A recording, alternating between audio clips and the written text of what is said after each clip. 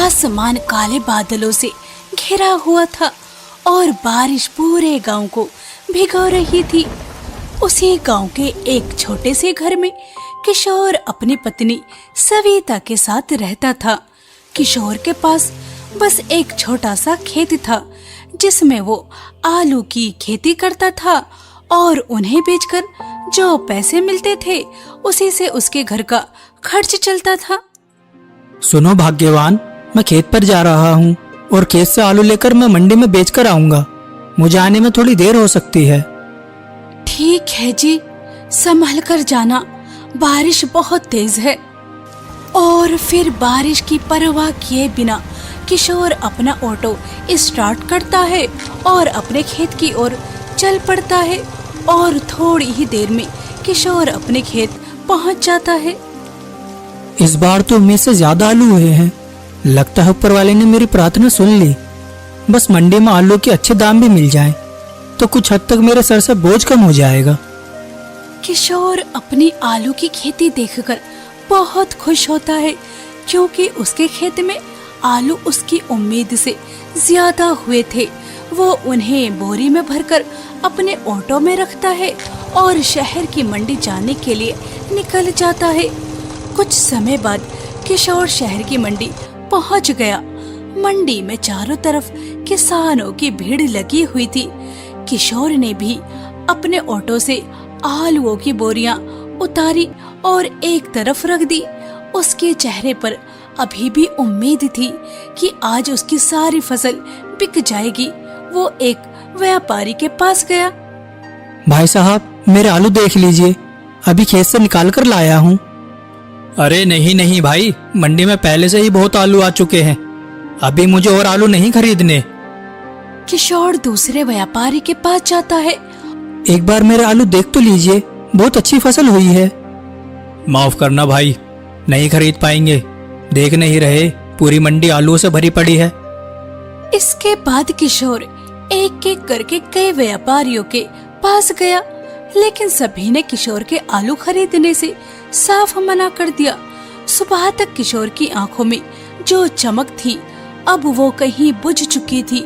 वो बहुत उम्मीद और विश्वास के साथ मंडी आया था, लेकिन आलू न बिकने की वजह से उसके चेहरे पर उदासी छा जाती है। चल किशोर, अब यहाँ खड़े होने से कुछ नहीं होगा। सोचा था कि मंडी में मेरे आलू के अच्छे दाम मिलेंगे, लेकिन अच्छे दाम तो दूर की बात, मेरा तो एक भी आलू नहीं बिका। सविता को क्या जवाब दूंगा। किशोर उदास मन से अपना ऑटो लेकर गांव की ओर चल पड़ा। हल्की हल्की बारिश अभी भी हो रही थी। कुछ समय बाद किशोर का ऑटो गांव के चौपाल पर रुकता है। अरे किशोर, आज मंडी से जल्दी वापस आ गए। लगता है आज मंडी से अच्छी बिक्री हो गई है। कैसी बिक्री भैया, पूरी मंडी आलूओं से भरी पड़ी थी। किसी व्यापारी ने भी एक बोरी तक नहीं खरीदी। सब वापस लेकर जा रहा हूँ। तो किशोर, अब तुम इतने सारे आलूओं का क्या करोगे? पता नहीं भैया, अब मैं इतने सारे आलूओं का क्या करूँगा। इतना कहकर किशोर कुछ देर बाद अपने घर पहुंचा। ऑटो की आवाज सुनकर सविता जल्दी से बाहर आई। उसने देखा कि ऑटो में आलूओं की सारी बोरियां अभी भी रखी थी। यह देखकर उसके चेहरे की मुस्कान पल भर में गायब हो गई। अरे ये क्या, सारे आलू वापस ले आए, एक भी बोरी नहीं बिकी। किशोर ने भारी मन से कहा। एक भी नहीं। सुबह से शाम तक पूरे बाजार में घूमता रहा। हर व्यापारी ने यही कहा कि मंडी में पहले से बहुत आलू पड़े हैं। अच्छे दाम तो छोड़ो, किसी ने खरीदने तक से मना कर दिया। मैंने सोचा था कि इस बार अच्छी कमाई हो जाएगी, लेकिन लगता है किस्मत को कुछ और ही मंजूर है। किशोर की बातें सुनकर सविता का मन भी उदास हो जाता है और वो किशोर को दिलासा देते हुए कहती है, निराश मत होइए किशोर जी, हर परेशानी अपने साथ कोई ना कोई रास्ता भी लेकर आती है। समझ नहीं आ रहा अब क्या करूं। अगर ये आलू ऐसे ही पड़े रहे तो कुछ दिनों में ही खराब हो जाएंगे। सारी मेहनत और उम्मीदें जैसे एक ही दिन में टूट गईं। सविता एक नजर आलू पर डालती है और आलूओं को देखकर उसके दिमाग में एक उपाय आता है और वो किशोर से कहती है, मुझे समझ आ चुका है कि इन आलुओं को खराब होने से कैसे बचाया जाए। इन आलुओं का समाधान है मेरे पास। कैसा समाधान सविता? मुझे तो कुछ समझ नहीं आ रहा। गर्मा गर्म आलू के समोसे। बरसात का मौसम है, ऐसे मौसम में लोग चाय के साथ समोसे बड़े चाव से खाते हैं। अगर हम समोसे बनाकर बेचें तो शायद हमारी मेहनत बेकार नहीं जाएगी। शायद तुम ठीक कह रही हो सविता। एक बार कोशिश करके देखते हैं। हो सकता है ऊपर वाले ने हमारे लिए यही नया रास्ता चुना हो। और हाँ, समोसे में स्वाद बढ़ाने के लिए मसाला मैं खुद अपने हाथों से तैयार करूंगी। घर का बना हुआ स्वादिष्ट मसाला समोसे के स्वाद को और बढ़ा देगा। सविता की बातें सुनकर किशोर को भी हिम्मत मिलती है और वो समोसे बेचने का नया काम शुरू करने का मन बना लेता है। अगले दिन सुबह सवेरे किशोर समोसे बेचने के लिए रेहड़ी खरीदने जाता है और वो एक पुरानी रेहड़ी खरीद कर ले आता है। वहीं दूसरी तरफ सविता आलू मिलाने के लिए मसाला अपने हाथ से तैयार करती है और जब सारी तैयारियां हो जाती हैं, सारे समोसों को बड़े प्यार से एक छोटी सी रेहड़ी पर रखता है और उन्हें बेचने के लिए घर से निकलता है। तभी सविता कहती है, अजय सुनिए तो, आपने चटनी तो रखी ही नहीं। यह लीजिए पुदीने की हरी चटनी और इमली की खट्टी मीठी चटनी, जो समोसों की जान होती है। जिस उम्मीद और विश्वास के साथ समोसे बेचने जा रहा हूँ, बस ऊपर वाला इसमें मेरा साथ दे। किशोर जी, ईमानदार और मेहनत करने वालों की हार नहीं होती, बस हिम्मत रखिए। किशोर ने मुस्कुराकर सिर हिलाया और रेहड़ी धकेलते हुए गांव के चौराहे की ओर चल पड़ा। चौराहे पर अच्छी खासी चहल पहल थी। किशोर ने चौराहे के एक खाली कोने में अपनी रेहड़ी खड़ी की। वो हिम्मत जुटाकर आवाज लगाने लगा, गर्मा गर्म स्वादिष्ट समोसे ले लो, गर्मा गर्म स्वादिष्ट समोसे ले लो। तभी सामने से एक आदमी तेज कदमों से उसकी ओर आया। वो कमलेश था। पूरे गांव में वो एक ही समोसे वाला था। पिछले कई वर्षों से वो उसी चौराहे पर समोसे बेच रहा था। कमलेश ने रेहड़ी पर नजर डाली और गंभीर आवाज में कहा, किशोर, ये सब क्या है भाई? भैया, मंडी में मेरे आलू नहीं बिके, घर चलाना मुश्किल हो गया है, इसीलिए सोचा कि उन्हें आलूओं से समोसे बनाकर बेचूं। शायद इसी से घर का खर्च निकल जाए। मजबूरी का मतलब ये तो नहीं कि जहाँ किसी का काम चलता हो वहीं आकर रेड़े लगा दो। बड़ी मुश्किल से मैंने इस गांव में अपनी पहचान बनाई है। अब कोई भी आए और मेरे सामने समोसे बेचने लगे, यह मैं कैसे होने दूं? भैया, मेरा इरादा आपका नुकसान करने का नहीं है। इरादा चाहे जो भी हो, नुकसान तो मेरा ही होगा। गांव के लोग अगर तुम्हारे समोसे खाने लगे तो मेरा काम कैसे चलेगा? नहीं किशोर, इस गांव में समोसे बेचने की कोशिश मत करो। कहीं और जाकर अपनी किस्मत आजमाओ। इस गांव में तो एक ही समोसे वाला होगा और वह कमलेश समोसे वाला। अरे भैया, मुझे समोसे बेचने दीजिए ना, बहुत उम्मीद और विश्वास के साथ आया हूँ। अरे ऐसे कैसे मैं तुम्हें यहाँ समोसे बेचने दूँ? अगर इस तरह मैं तुम्हें समोसे बेचने दूंगा तो हर दूसरा इंसान यहाँ समोसे की रेहड़ी लगाने लगेगा। नहीं नहीं, यहाँ तो सिर्फ एक ही समोसे वाला होगा। इसलिए मैं कहता हूँ, मेरी बात आसान शब्दों में समझ जाओ, वरना मुझे दूसरे शब्दों में समझाना आता है। कमलेश उससे ऊंची आवाज में बात करने लगता है। बेचारा किशोर, वो एक सीधा साधा इंसान था। वो किसी से झगड़ा नहीं करना चाहता था और लड़ाई झगड़े में अपने नए काम की नींव नहीं रखना चाहता था। इसलिए वो बहुत ही प्यार से कमलेश से कहता है, ठीक है भैया, मैं झगड़ा नहीं करना चाहता। ऊपर वाले ने चाहा तो मेरे लिए भी कोई और रास्ता जरूर निकालेगा। इतना कहकर किशोर चुपचाप अपनी रेहड़ी लेकर वहाँ से चल पड़ा। चौराहे पर खड़े कई लोग यह सब देख रहे थे। अरे कमलेश को ऐसा नहीं करना चाहिए था। बेचारा किशोर तो अपनी मजबूरी में समोसे बेचने आया था। बेचारा किशोर, पहले ही उसके आलू मंडी में किसी ने नहीं खरीदे और उसने नया काम शुरू करने का सोचा तो कमलेश ने रेहड़ी नहीं लगाने दी। ना जाने बेचारा अब क्या करेगा। वहाँ खड़े लोगों को भी किशोर के लिए बुरा लग रहा था। किशोर चुपचाप अपनी रेहड़ी लेकर उदास मन से घर आ जाता है, जिसे देखकर सविता कहती है, क्या हुआ जी, एक भी समोसा नहीं बिका? बिकते कैसे, गांव के चौराहे पर पहले से ही कमले समोसे बेचता है। उसने साफ कह दिया कि इस गांव में दूसरा समोसे वाला नहीं चलेगा। मैं झगड़ा करना नहीं चाहता था, इसलिए वापस आ गया। कोई बात नहीं, अगर ऊपर वाले ने एक रास्ता बंद किया तो वो दूसरा भी जरूर खोलेगा। तभी उसकी नजर घर के बाहर खड़े अपने ऑटो पर जाती है। वो अचानक उठकर ऑटो के पास गया और उसे ध्यान से देखने लगा। उसके चेहरे पर धीरे धीरे उम्मीद की एक हल्की मुस्कान लौट आई। क्या सोच रहे हो? अरे मैं भी कितना नासमझ हूँ। अगर एक गांव में समोसे नहीं बेच सकता तो क्या हुआ, मेरे पास तो अपना ऑटो है। मतलब? सविता, मुझे लगता है ऊपर वाला हमें रास्ता दिखा रहा है। अगर एक गांव में समोसे नहीं बेच सकता तो क्या हुआ, मेरे पास अपना ऑटो है। मैं इस ऑटो को ही अपनी दुकान बना दूंगा। मैं गांव गांव जाऊंगा, जहाँ लोग होंगे वहीं समोसे बनाऊंगा।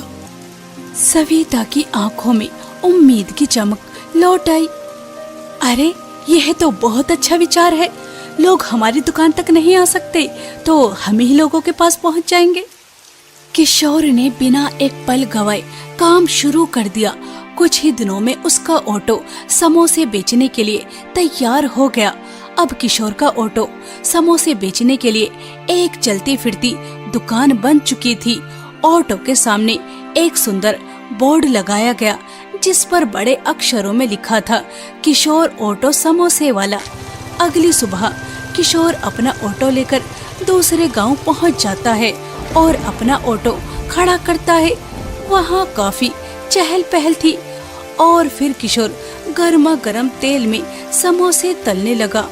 कुछ ही मिनटों में सुनहरे और कुरकुरे समोसे छनने लगे। खुशबू पूरे चौराहे में फैल गई। समोसे तैयार होने के बाद किशोर आवाज लगाता है, इस बारिश के मौसम में गर्मा गर्म समोसे का आनंद उठाइए, गर्मा गर्म समोसे खाइए। आइए आइए, किशोर के गर्मा गर्म समोसे खाइए। बारिश के मौसम का आनंद उठाइए, गर्मा गर्म समोसे खाइए। किशोर को ऑटो में समोसे बेचता हुआ देखकर एक आदमी अपने साथी से कहता है, अरे ये क्या, ऑटो में ही समोसे बन रहे हैं? चलो भाई, आज यहीं समोसे खाते हैं, लगता है कुछ नया आया है। धीरे धीरे कई लोग ऑटो के चारों ओर इकट्ठा हो गए। तभी एक बुजुर्ग व्यक्ति ने उत्सुक होकर पूछा, बेटा, ये ऑटो तुम्हारी दुकान है क्या?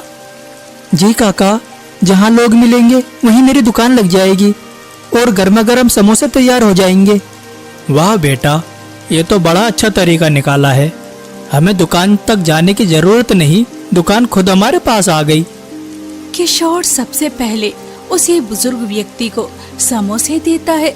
उन्होंने जैसे ही समोसे का पहला निवाला खाया, उनके चेहरे पर मुस्कान फैल गई। अरे वाह बेटा, समोसे तो बहुत स्वादिष्ट है। उनकी बात सुनते ही दूसरे लोगों ने भी समोसे मांगने शुरू कर दिए। कुछ ही मिनटों में ऑटो के सामने ग्राहकों की लाइन लग गई। किशोर लगातार समोसे तल रहा था। कई दिनों बाद किशोर के चेहरे पर सच्ची खुशी दिखाई दे रही थी। शाम को किशोर आज की कमाई लेकर घर जाता है और खुश होकर सविता से कहता है, सविता, लोगों को समोसे पसंद आ रहे हैं और वह तुम्हारे हाथ की हरी चटनी भी। देखो, आज सारे समोसे बिक चुके हैं। यह तो बस शुरुआत है। देखना, ऊपर वाला तुम्हें बहुत तरक्की देगा। बस ऐसे ही मेहनत और ईमानदारी से काम करते रहना। सविता के चेहरे पर भी बहुत समय बाद मुस्कान आई थी, क्योंकि उन्हें नए काम में सफलता मिल रही थी। ऐसे ही दिन बीत रहे थे। किशोर का ऑटो समोसे वाला पूरे इलाके में मशहूर होने लगा। लोग आपस में कहते, अरे जल्दी चलो, किशोर ऑटो समोसे वाला आया है। देर हो गई तो फिर समोसे खत्म हो जाएंगे। इसी तरह किशोर के समोसे सभी को पसंद आ रहे थे। बरसात का मौसम था। हल्की हल्की बारिश में गर्मा गर्म समोसे लोगों को अपने पास खींच रहे थे, जिससे किशोर की आमदनी बढ़ रही थी। एक दिन की बात है, किशोर अपने ऑटो में समोसे बेच रहा था कि तभी उसके पास किशोर के गांव के मुखिया सूरदास आते हैं। अरे मुखिया जी, आइए आइए। अरे किशोर, तुम यहाँ पड़ोसी गाँव में समोसे क्यों बेच रहे हो? क्या अपने गांव में कोई काम नहीं बचा था जो तुम यहाँ समोसे बेच रहे हो? और तुम्हारी लोकप्रियता देखते हुए तो ऐसा लगता है कि तुम्हारे समोसे बहुत स्वादिष्ट हैं। जी मुखिया जी, लोगों को मेरे समोसे पसंद आते हैं। आपके लिए भी एक प्लेट लगा कर देता हूँ, खाइए और फिर बताइए। किशोर झटपट तेल में गर्मा गर्म समोसे तलता है और चटपटे समोसे प्लेट में हरी और लाल चटनी के साथ बड़े प्यार से उन्हें देता है। मुखिया जी जैसे ही समोसे का एक निवाला खाते हैं तो वो किशोर से कहते हैं, किशोर, लोग तुम्हारे समोसे के दीवाने भला क्यों ना हो, इतने ज्यादा स्वादिष्ट, मजा ही आ गया। इतना अच्छा स्वाद तुम अपने गांव के लोगों को क्यों नहीं दे रहे? मुखिया जी, मैं शुरुआत तो अपने गांव से ही करना चाहता था, लेकिन कमले समोसे वाले ने ऐसा करने नहीं दिया और मैं लड़ाई झगड़ों से दूर रहता हूँ, इसलिए चुपचाप अपना ऑटो को ही अपने समोसे की दुकान बनाकर अपना नया रास्ता ढूंढ लिया। अरे कमलेश चाहता ही नहीं कोई दूसरा अच्छा समोसे वाला उसके बराबर में आकर खड़ा हो जाए। तुम्हारे जैसे समोसा का स्वाद उसके समोसों में कहाँ? किशोर, गांव में सभी का अधिकार है, तुम गांव में समोसे बेच सकते हो, तुमसे तुम्हारा अधिकार कोई नहीं छीन सकता। अरे नहीं नहीं मुखिया जी, मैं ऐसा नहीं चाहता कि मेरी वजह से किसी के दिल को चोट पहुंचे। मैं यहाँ खुश हूँ, मेरा काम अच्छा चल रहा है। ठीक है किशोर, जैसी तुम्हारी मर्जी, लेकिन हफ्ते में एक दिन अपने समोसों की दुकान अपने गांव में भी जरूर लगाना। आखिर गांव के लोगों को भी पता चले कि वह किस स्वाद से दूर हैं। ठीक है मुखिया जी, हफ्ते में एक दिन अपने गांव में भी अपने ऑटो की समोसों की दुकान लगाया करूंगा। मुखिया जी की बात मानकर अब किशोर हर रविवार अपने गांव के चौपाल पर ऑटो वाली समोसों की दुकान लगाने लगा था। बाकी दिनों में वो अपने ऑटो से आसपास के गांव में जाकर समोसे बेचता। कुछ ही दिनों में पूरे इलाके में एक ही नाम गूंजने लगा, किशोर समोसे वाला। उधर कमलेश अपनी रेहड़ी पर बैठा ये सब देख रहा था। उसकी रेहड़ी पर एक भी ग्राहक नहीं था। यह देखकर उसका चेहरा गुस्से से लाल हो गया। इस किशोर को मेरी बात समझ नहीं आ रही, लगता है मुखिया के पास जाना ही होगा। अगर ऐसे ही गांव के लोग इसके समोसे पसंद करते रहे तो एक दिन मेरी दुकान तो बंद ही हो जाएगी। कमलेश तुरंत मुखिया जी के पास जाता है और वहां जाकर मुखिया जी से कहता है, मुखिया जी, किशोर को मैं समझा चुका हूँ, लेकिन उसे मेरी बात समझ नहीं आ रही। अब आप ही उसे बताइए कि मैं यहाँ इस गांव में सालों से समोसे बेच रहा हूँ, वहाँ सिर्फ मैं ही समोसे बेच सकता हूँ, किशोर नहीं। मेरे साथ चलिए और किशोर को अभी वहाँ से हटाइए, मेरा धंधा कम हो रहा है। मुखिया जी ध्यान से कमलेश की बातें सुनते रहे और कुछ देर बाद मुखिया जी अपनी चुप्पी तोड़ते हुए कमलेश से कहते हैं, कमलेश, यह बात अपने मन से निकाल दो कि चौपाल पर सिर्फ तुम्हारा अधिकार है। यह गांव की सार्वजनिक जगह है, इस चौपाल पर जितना अधिकार तुम्हारा है उतना ही किशोर का भी है। लेकिन मुखिया जी, मेरा नुकसान हो जाएगा। नुकसान या फायदा ग्राहक तय करते हैं। अगर लोग किशोर के समोसे पसंद कर रहे हैं तो इसका मतलब तुम्हें अपने काम और बेहतर करना चाहिए, ना कि दूसरों को रोकना चाहिए। मुखिया जी की बातें सुनकर कमलेश के पास कोई जवाब नहीं बचा। वो चुपचाप वहाँ से लौट आया। ऐसे ही समय बीत रहा था। एक दिन की बात है, रविवार का दिन था। हल्की हल्की बारिश हो रही थी। किशोर के ऑटो के पास ग्राहकों की लाइन लगी हुई थी। तभी एक ग्राहक किशोर से कहता है, किशोर भाई, तुम अपने गांव में समोसों की दुकान क्यों नहीं खोल लेते? वहाँ पर मेज कुर्सी लगाना ताकि सभी ग्राहक बारिश का आनंद लेते हुए तुम्हारे स्वादिष्ट समोसे खाएं। चौपाल के सामने जो खाली दुकान पड़ी है वह खरीद लो। अब तो तुम्हारी आमदनी अच्छी हो रही है, तुम खरीद सकते हो। ग्राहकों की बातें सुनकर किशोर मुस्कुराते हुए कहता है, आपने मेरे मुंह की बात छीन ली। जल्द ही इस गांव में मेरी एक समोसों की दुकान खुलने वाली है। अब तुम्हें एक एक हफ्ते के लिए इंतजार करने की जरूरत नहीं। किशोर की ये बात सुनकर सभी ग्राहक बहुत खुश होते हैं और फिर किशोर सभी ग्राहकों को बड़े प्यार से अपने स्वादिष्ट गर्मा गर्म समोसे देता है। वहीं दूसरी तरफ अब कमलेश के ग्राहक ना के बराबर हो चुके थे। कोई भी उससे समोसे खरीदने नहीं जाता था। अगर किसी को समोसे खाना होता तो वो किशोर का इंतजार करते थे, जिस वजह से कमलेश का काम पूरी तरह से चौपट हो चुका था। किसी को मेरे यहाँ के समोसे खाने ही नहीं। पूरे दिन यहाँ बैठा ग्राहकों का इंतजार करता रहता हूँ, लेकिन गांव के लोगों को देखो, पूरे हफ्ते का इंतजार करने लगे हैं, लेकिन मेरे यहाँ के समोसे नहीं खाएंगे। अब तक मेरा न जाने कितना नुकसान हो गया है। धीरे धीरे कमलेश को नुकसान हो रहा था। समय के साथ साथ किशोर के ऑटो वाले समोसों की लोकप्रियता दिन पर दिन बढ़ती गई। कुछ ही महीनों में उसने अच्छी बचत कर ली। गांव वालों की सलाह मानकर किशोर ने चौपाल के सामने एक समोसों की दुकान खोली। दुकान खुलने वाले दिन पूरे गांव में खुशी का माहौल था। इसे कहते हैं सच्ची मेहनत और लगन। किशोर ने न सिर्फ अपने आलू खराब होने से बचाए, बल्कि उन्हें आलू से एक नया काम भी शुरू किया, जिसका परिणाम आप सभी देख रहे हो। इसलिए ईमानदारी और मेहनत से किया हुआ काम कभी व्यर्थ नहीं जाता। एक दिन उसमें सफलता जरूर मिलती है। मुखिया जी की यह बात सुनकर गांव के सभी लोग खुश होते हैं। आज किशोर सभी को मुफ्त में समोसे देता है। कुछ देर बाद किशोर की दुकान पर कमलेश भी आता है। उसका चेहरा मुरझाया हुआ था और आंखों में शर्मिंदगी थी। किशोर तुरंत कमलेश के पास जाता है और मुस्कुराकर कहता है, आइए भैया, बैठिए। किशोर भाई, मैंने तुम्हारे साथ बहुत गलत किया था। जब तुम मजबूरी में समोसे बेचने आए थे, तब मैंने तुम्हें गांव में खड़े तक नहीं होने दिया। आज समझ आया कि मेहनत करने वालों का रास्ता कोई नहीं रोक सकता। अगर हो सके तो मुझे माफ कर दो। भैया, पुरानी बातें भूल जाइए, इंसान से गलती हो जाती है। कमलेश ने उदास होकर कहा, अब मेरा काम बिल्कुल नहीं चल रहा। समझ नहीं आ रहा कि घर कैसे चलाऊं। किशोर कुछ पल सोचकर कहता है, भैया, अगर आपको मंजूर हो तो मेरी दुकान पर मेरे साथ काम कीजिए। दुकान बड़ी हो गई है और अकेले सब संभालना मुश्किल होता है। अगर आप चाहें तो मेरी दुकान पर काम कर सकते हैं।